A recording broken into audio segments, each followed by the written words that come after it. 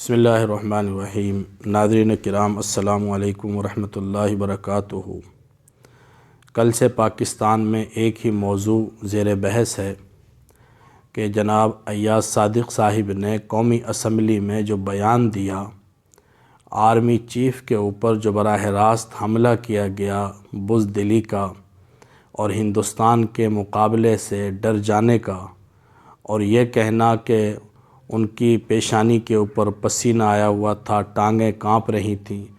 گو کہ انہوں نے نام نہیں لیا اور وضاحتی بیان میں انہوں نے کہا کہ میرا مقصود تو عمران خان تھا، میں نے تو یہ باتیں عمران خان کے حوالے سے کہیں۔ پہلی بات تو یہ ہے کہ جو الفاظ زبان سے نکل جائیں اور جو تیر کمان سے نکل جائے وہ لوٹ کر واپس نہیں آتے۔ آپ نے جو کہنا تھا وہ کہہ دیا، اور آپ کے بیان سے لوگوں نے جو مطلب لینا تھا وہ لے لیا، اور ہندوستان میں جو خوشی کی لہر دوڑی اس کی ساری ذمہ داری آپ کے اوپر عائد ہوتی ہے۔ وہ جنگ جو ہندوستان میدان کے اندر ہارا تھا، کل آپ نے ایوان کے اندر یہ تاثر دیا کہ وہ جنگ ہندوستان جیتا تھا۔ کتنی افسوس کی بات ہے کہ ایک عام سپاہی، ایک عام فوجی جو سرحد پر لڑتا ہے، اس کے اندر وطن کے لیے، قوم کے لیے، دین اسلام مذہب کے لیے شہید ہونے کا اتنا جذبہ ہوتا ہے کہ دنیا کی ساری طاقتیں اسے مل کر نہیں ڈرا سکتی۔ اور وہ افواج جو پوری دنیا کے اندر جن کی بہادری مسلم ہے، جن کی بہادری کو دشمن بھی تسلیم کرتا ہے، اور وہ ہندوستان جو خود سمجھتا ہے کہ ہم اس دن جنگ ہار گئے تھے اور پوری دنیا میں ہماری رسوائی ہوئی تھی،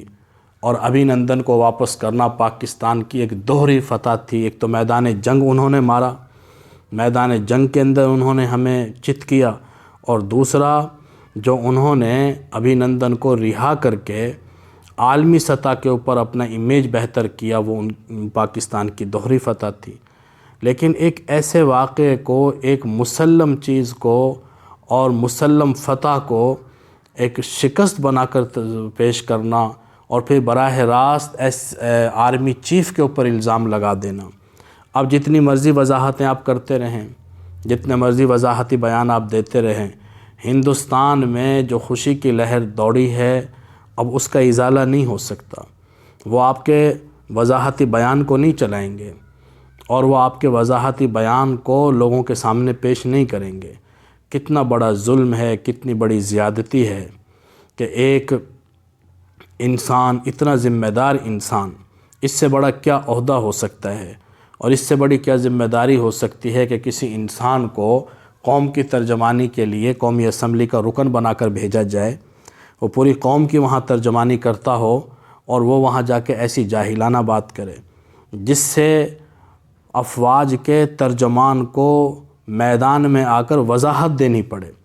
اب ایسے انسان کے لیے کیا سزا ہونی چاہیے وہ تو قانون ہی متعین کر سکتا ہے، لیکن معاشرے کی سطح پر اور عوامی سطح پر ایسے انسان کو ہمیشہ ہمیشہ کے لیے نااہل قرار دینا چاہیے۔ عدالتوں کو چاہیے کہ ایسے لوگوں کا نوٹس لیا جائے، اور ایسے غیر ذمہ دار افراد کی رکنیت کو ہمیشہ کے لیے ختم کر دیا جائے کہ جن کو یہ پتہ نہیں ہے کہ ہم اتنے بڑے فلور پہ الفاظ زبان سے کیا ادا کر رہے ہیں۔ اور اسی طرح کی غیر ذمہ دارانہ گفتگو جو اپوزیشن کی طرف سے بار بار سننے میں آ رہی ہے، وہ حکومت کے اوپر تنقید کم ہوتی ہے اور اداروں کے اوپر تنقید زیادہ ہوتی ہے۔ اور یہ بات یاد رکھیں کہ افواج کے کمزور ہونے کا مطلب پاکستان کا کمزور ہونا ہے، اور پاکستان کے کمزور ہونے کا مطلب پورے امت مسلمہ کا کمزور ہونا ہے۔ اس وقت پوری دنیا میں ایک واحد ایٹمی طاقت صرف پاکستان ہے، اور دشمن یہی چاہتا ہے کہ آپس کی چپکلش میں، آپس کے اختلافات میں اتنے مصروف ہو جائیں،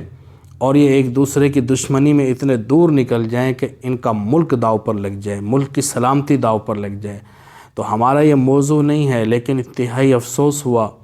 اور بہت دکھ ہوا یہ سن کر کہ ایک آدمی جو ایم این اے ہے، رکن پارلیمان ہے، وہ اسمبلی کے فلور پر اتنا غیر ذمہ دارانہ بیان کیسے دے سکتا ہے؟ اگر کسی جلسے میں بات ہوتی، کسی کارنر میٹنگ میں کوئی گفتگو ہوئی ہوتی، کسی گلی محلے میں کوئی گفتگو ہوئی ہوتی، تو شاید اس کا اتنا زیادہ تاثر نہ پڑتا، لیکن سب سے بڑا جو ادارہ ہے ملک کا،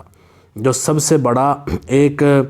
فورم ہے، اس کے اوپر اس طرح کی گفتگو کرنے کا مطلب یہ ہے کہ دشمن کو سند جواز فراہم کرنا۔ تو جب تک ایسے لوگ ہماری صفوں میں موجود ہیں اس وقت تک پاکستان خطرے میں ہے۔ ایسے لوگوں کو عوامی سطح کے اوپر مکمل طور پر ریجیکٹ کر دینا چاہیے اور مکمل طور پر ایسے لوگوں کا بائیکاٹ کرنا چاہیے، اور آئندہ کے لیے ایسے انسان کو کبھی بھی ایسے عہدے کا ذمہ دار نہیں بنانا چاہیے۔ اللہ تعالی ہم سب کو صحیح معنوں میں سمجھ نصیب فرمائے۔ وما علینا الا البلاغ۔